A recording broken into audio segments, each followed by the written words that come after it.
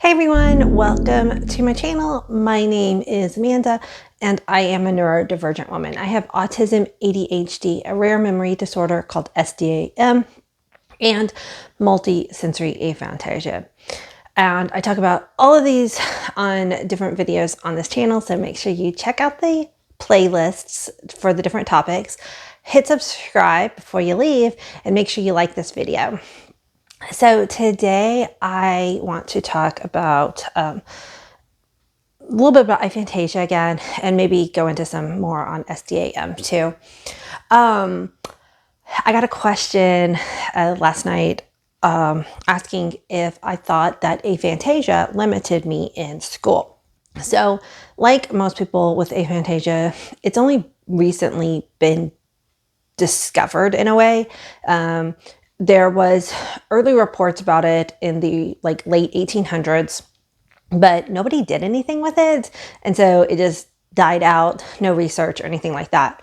But in, I think it's 2015 is when it was rediscovered and people started to do research and studying into what is aphantasia. And originally they thought it was just people who lacked mental imagery, but as more research has come about and more discussions happening on the internet, people have realized that there's a lot of people like myself who have what currently is being called either multisensory aphantasia or global aphantasia. And I don't have any of the senses in my mind. I don't experience, sight, smells, the way things taste. Like for instance, I just made up some peach tea this morning, and I know I love peach tea. Like this is the thing I know. I haven't had it in a while, and I cannot for the life of me remember what either an actual peach or this peach tea tastes like. It's got a little cream in it. I love cream in my tea. So for me, because I can't recall any tastes in my mind, every time I taste a food, even if it's something that I had yesterday, I can't recall that flavor in my mind. I can recall the knowledge about whether I like it or not, but not the actual flavor. So every time I try something, it's like I'm trying it for the first time. So that's actually a kind of cool thing. Oh yeah. And it's funny because as soon as I taste that, I'm like, oh yeah, that's what a peach tastes like. Oh yeah, because this is very peachy tea. And it's like, it just hits me, that's peach. But before I taste that, there's no way for me to have that flavor memory in my head because of the aphantasia. So same thing like touch. A lot of times people will see a texture and their brain can tell them what it's going to feel like. So this mug is bumpy. It's got these little bumps on it. I can look at this mug, but my brain's not going to translate what that feels like until my fingers actually touch it. Same thing, like this little stuffy back here is kind of a velvety touch, a feeling, but I don't know what that feels like until I actually touch it. This is a brocade, I'm always touching stuff because when I look at a texture, my brain is like, oh, what does that feel like again? I don't remember. Like, oh, these shiny little wings on this little bee back here, they have a different, a feeling to them that my brain can't tell me what it's going to feel like until I actually touch it. So, and then there's also the senses that are actually being talked about a few more recently. When I was in school, we had 5 senses. Now they're talking about interoception and, oh gosh, I knew I was going to forget this word as soon as I hit play. Proprioception. So proprioception is being aware of where your body is in space.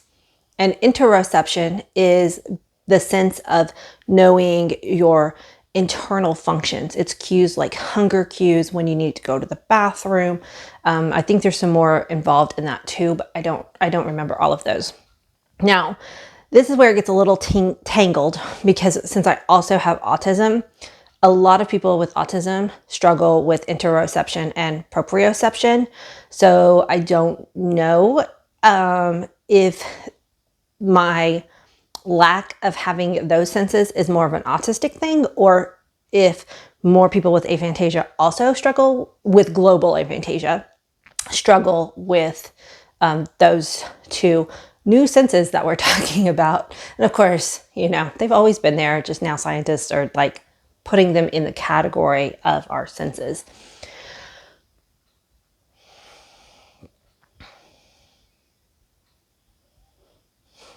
It's actually a whole separate tangent that just, I'm gonna take the tangent for a minute. It's so funny because a lot of times it'll come up where people are like, well, why are there so many more people with aphantasia or more people with autism?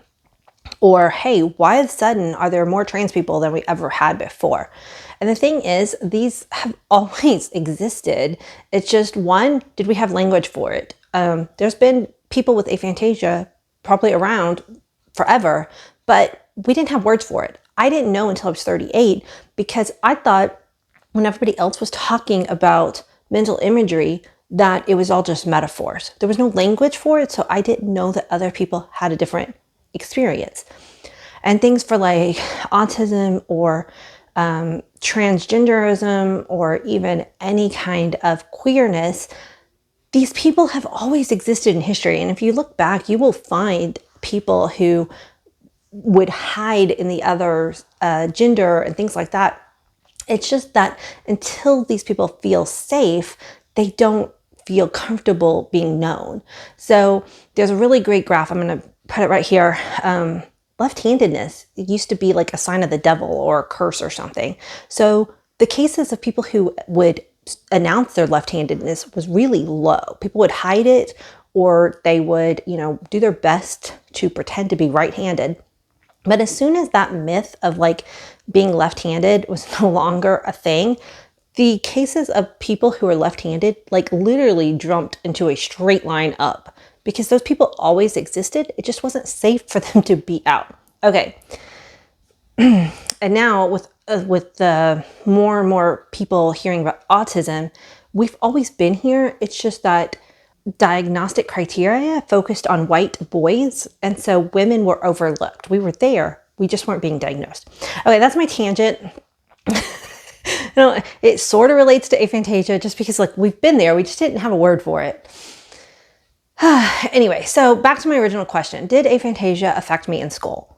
I would say the short answer is probably yes, but I didn't know about it, and it wasn't such a struggle that I didn't find workarounds. So, I mean, there's even people who have dyslexia that have made it through school. And if they had been diagnosed with dyslexia, then school would have been so much easier for them, right? So if people know about aphantasia and learn about it and understand how it works, then maybe some of the things that are harder for our brains, because we literally cannot visualize or experience some or all of the senses in our brain, then why would you subject somebody whose brain doesn't work that way to do these things, right? Like, it's silly. So for instance, concrete example, in a writing class, a creative writing class, I know teachers would say things like, okay, picture a scene in your head and then write down your scene that you're describing and give as much detail so that the reader feels like they are in the environment that you're trying to picture. Now, of course, when I was in school, I thought this was metaphors. I didn't know that other people were literally visualizing some kind of fantastical scene in their head and then just writing it down. You know, like if you can see something, you can put words to it so much easier. Since I couldn't visualize something, I'm basically creating it from scratch, from thin air. Like, I think if you can visualize, you can kind of like add to it really kind of more organically. And then it's like, oh, there's trees and a lake. And then your brain might fill in like the sun shimmering on the lake. See, I can verbally do these things. I can write them down, but I'm not just referring to an image in my head and then describing. I'm building the scene as I talk about it. I have to think, okay, if there's a lake in the forest, you know, what might it look like, instead of just seeing a lake in my brain and then describing what I see. So if I had a teacher who gave this assignment and I knew I had aphantasia, what I might be able to do is say, hey, teacher, I literally cannot visualize. Like, there's nothing in my brain. It's black. There's no picture up here for me to describe. Can I look at a photograph and then embellish off of that? So if I was looking at a real photograph of a real forest, but it needed to be like a fantasy land, once I had like the concrete kind of details laid out for me, then I might be able to like embellish, like change the colors of the trees, leaves, or the shapes, or whatever. I think that the stress of trying to curate the basis of the scene would have been lessened, and then I could have focused on the creativity of the assignment, which is really what the assignment was about. Also, I think that aphantasia affected my spelling ability. I know a lot of spellers look at the word as they're spelling it in their mind. I can't see the letters. I just have to do it by phonetically sounding out a word and writing it down. Because if it's a really long word, I can't spell it because I can't hold the letters in my brain long enough to get the whole word out. So I have to have a piece of paper and I have to write it down as I'm sounding it out in my head, and then I have to look at it and go, does that look right? Knowing what I know about English rules, which are very messed up anyway, yes, okay, I think this is the right way to spell this word. So yes, spelling is something that I've really struggled with. And then the same thing for math. I think aphantasia has affected memorization, and that could also be because I have ADHD, which affects your working memory. So again, I don't know if it's an aphantasia thing or an ADHD thing, but trying to memorize math facts has always been something that I'm just like barely can do. Like, I barely know my multiplication tables. I can add numbers sort of in my head, but not really, definitely not, 2 and 3 digit numbers. Because again, I think some people, if you were to add 36 and 12, some people can actually see the numbers in their head and then like do the math that way. I have to do it more verbally, where it'd be like, okay, 36 plus 12, so 30 plus 10, and then 6 plus 2, and trying to add that all in my head, it's really not easy. So English with writing, spelling, mathematics is difficult. Again, I have multisensory aphantasia, so that way I don't hear music in my head. I don't hear sound at all in my head. So I never had to take music. I just the way that I moved as a child, because I moved schools a couple times during elementary, and then again, yeah. So I just, when I was at that school, when I was at like my early elementary, music wasn't until you got to older. And when I moved schools, I moved to a mathematics-based school, and music was done in the early grades. I just missed music, which I'm thankful for. And I don't know, in middle school, it must have been an elective, because I never took music. And I'm glad, because I think I would have failed at it. I don't think that everybody is going to be good at every subject or have any kind of ability in every subject. If I had been in a music class, it would have been absolute torture for me. I barely even listen to the radio, y'all. Like, music, just because, like, sometimes I do. I'm not saying I never listen to music. It's just, I know that talking to people, some people just connect with music in a very passionate way. My brain mostly hears music as noise, and I think that's more autism. And again, that's my autism. A lot of autistic people really love music. It really helps ground them. But for me, music just translates to noise most of the time. Unless I can be in control of the volume and what I'm listening to, music is just a sensory no for me. But that's an autism conversation. As far as aphantasia, learning music, I don't hear individual notes. It just sounds like noise to me. Like if my kids love to tease me about it, because if a fairly simple song is playing, they can say, oh, it's got a piano and a guitar, and they'll list the instruments that they can hear. To me, I just hear noise. I can't hear the individual sounds or notes. So I can't directly say if aphantasia affected me in music class, because luckily for me, I didn't have to take music, but I'm glad, because I think I would have sucked at it. And then languages. I've always, I really love the idea of being multilingual, but again, not being able to hear the sound in my head. So when you're trying to pronounce a word, and this goes for English too, like if I see a word written down, sometimes I struggle with saying the word out loud because I can't hear it in my head. I can't hear, oh, that's how that person said it that one time, so I can repeat it. And so that, of course, goes with foreign languages too. I just have to brute memorize things in not a very organic way. And I don't know how to explain it other than that right now. So between learning the spelling of a foreign language and the sound of a foreign language, much less the grammar structure, languages have always been very hard for me. I've always wanted to learn sign language. I've taken sign language courses multiple times. That one has been easier for me to learn than like when I tried to learn French and Spanish. And I think because I have a little bit more interest in learning sign language.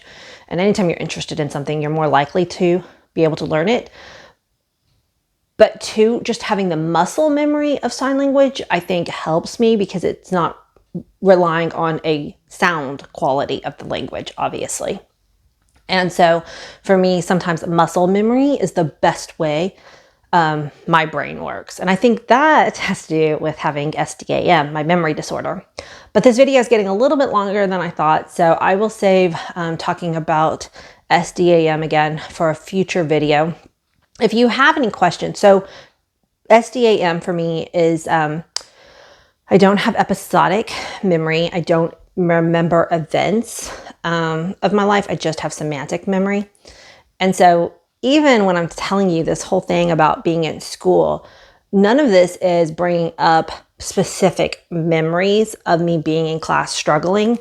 This is just a general sense of like me trying to recollect of like how it would be if I knew I had aphantasia back then, like using current data that I know, because I don't have a memory to actually think back of how I actually struggled in specific classes. Like I know they did semantic memory. I know that I struggled, but episodic memory, I don't have like specific memories of struggling in specific things. Oh yeah, I was gonna say, I was an AB student. I really applied myself. I worked very, very hard at school. I know that I had to study and apply myself a lot more than some of my friends. My friends always seemed to have a lot more free time than I did, and I never understood that. Now, looking back, having undiagnosed autism, aphantasia, memory issues with ADHD, and executive functioning issues, it all makes a lot more sense. Even still, I'm gonna pat myself on the back because I did, graduate with pretty high scores in high school, and I did get a degree in architecture. So even being completely undiagnosed with all of this, I was able to succeed in school. Would have knowing that I had these brain neurodivergencies helped? Yes. So that's why I do this channel. I want to spread awareness. I want people to be more aware about how different brain types work, and so that we can all focus on our strengths, because there are a lot of things that I am really good at. And if I could have spent more time on those things and less times on the things that my brain just isn't going to do, then, I think if we all did that with each individual person, a lot of things would be a lot better. Thank you so much for listening. Don't forget to hit this like. It really helps me with the algorithm and I really appreciate it. And leave a comment down below if you have any personal experience from aphantasia or any questions. And I will see you on the next one. Bye, guys.